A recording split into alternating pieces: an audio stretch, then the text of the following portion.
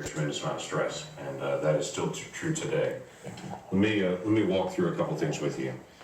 Your notes are obviously exceptionally important because they give a very rapid account of what you wrote down and what you perceived happened in those different meetings. Have you had the opportunity to be able to reference those notes when you were preparing the written statement that you put for us today? Yes, I think nearly all of my written recordings of my conversations, I had a chance to review them before filing my statement. Do you have a copy of any of those notes personally? I don't. I turn them over to Bob Mueller's investigators. The individual that you told about your memos that then was sent on to the New York Times, did they have a copy of those memos, or were they told orally of those memos? Had a copy. I had a copy at the time. Do they still have a copy of those memos? It's a good question. I think so. I guess I can't say for sure sitting here, but I guess I don't know, but I think so. So the question is, could you ask them to hand that copy right back to you so you could hand them over to this committee? Potentially.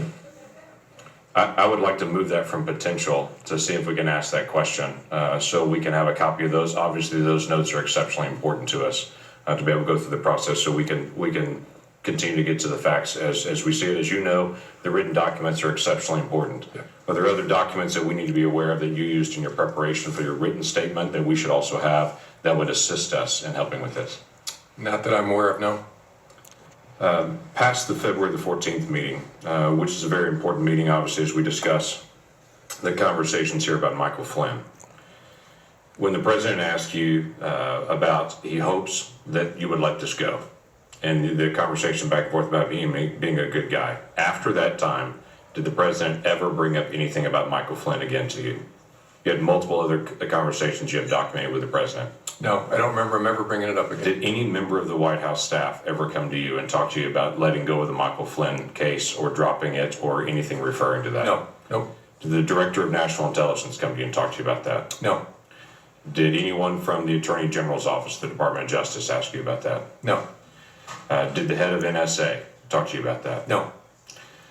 The key aspect here is if this seems to be something the president's trying to get you to drop it, this seems like a pretty light touch to drop it, to bring it up at that moment, the day after he had just fired Flynn, to come back in and say, I hope we can let this go, but then it never reappears again.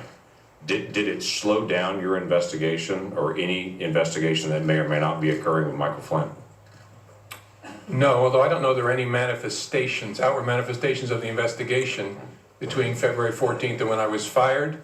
So I don't know that the president would have any way of knowing whether it was effective or not. Okay, it's fair enough. If the president wanted to stop an investigation, how would he do that? Knowing it's an ongoing criminal investigation or counterintelligence investigation, would that be a matter of trying to go to you perceive, and to say you make it stop because he doesn't have the authority to stop? Or how would the president make an ongoing investigation stop? Again, I'm not a legal scholar, so smarter people answer this better, but I think as a legal matter, the president is the head of the executive branch and could direct, in theory, we have important norms against this, but direct that anybody be investigated or anybody not be investigated. I think he has the legal authority, because all of us ultimately report in the executive branch up to the president. Okay, would that be to you? Would that be to the Attorney General? Would that be to who that would do that? Suppose you could do it to, if you want to issue a direct order, could do it in any way. Could do it through the Attorney General or issue it directly to me. Well, is there any question that the president is not real fond of this investigation? I can think of multiple 140-word character expressions that he's done publicly to express he's not fond of the investigation. So I've heard you share before in this conversation that you're trying to keep the agents that are working on it away from any comment the president might have made. Quite frankly, the president has informed around 6 billion people that he's not real fond of this investigation. Do you think there's a difference in that? Yes. Okay.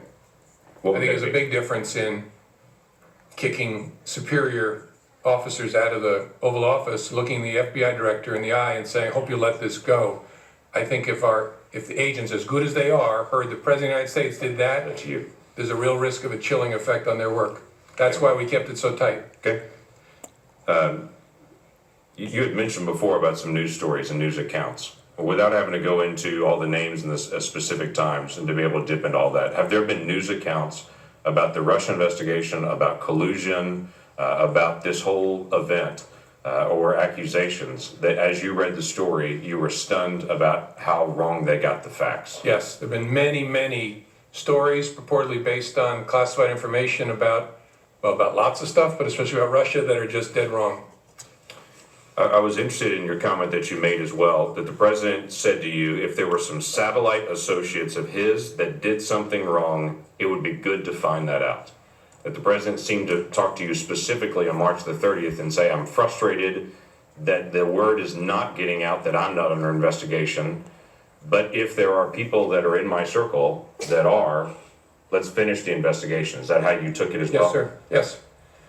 And then you made a comment earlier about the Attorney General, previous Attorney General, asking you about the investigation on the Clinton emails, saying that you've been asked not to call it an investigation anymore, but to call it a matter. And you had said that confused you. Can you give us additional details on that?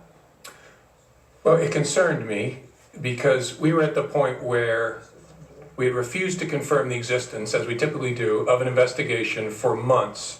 And it was getting to a place where that looked silly because the campaigns were talking about interacting with the FBI in the course of our work.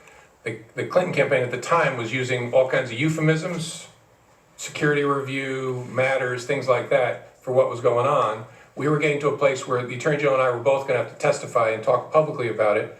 And I wanted to know, was she going to authorize us to confirm we had an investigation? And she said, yes, but don't call it that, call it a matter. And I said, why would I do that? And she said, just call it a matter. And again, you look back in hindsight, you think, should I have resisted harder? I just said, all right, this isn't a hill worth dying on. And so I just said, okay, the press is going to completely ignore it. And that's what happened. When I said, we have opened a matter, they all reported the FBI has an investigation open. And so that concerned me because that language tracked the way the campaign was talking about the FBI's work, and that's concerning.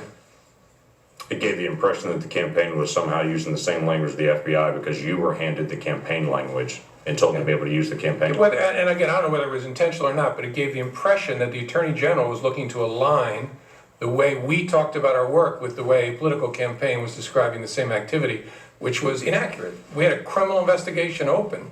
As I said before, the Federal Bureau of Investigation. We had an investigation open at the time, and so that gave me a queasy feeling. Thank you. Senator Manchin. Thank you, Mr. Chairman. Thank you, Mr. Coomey. I appreciate very much you being here.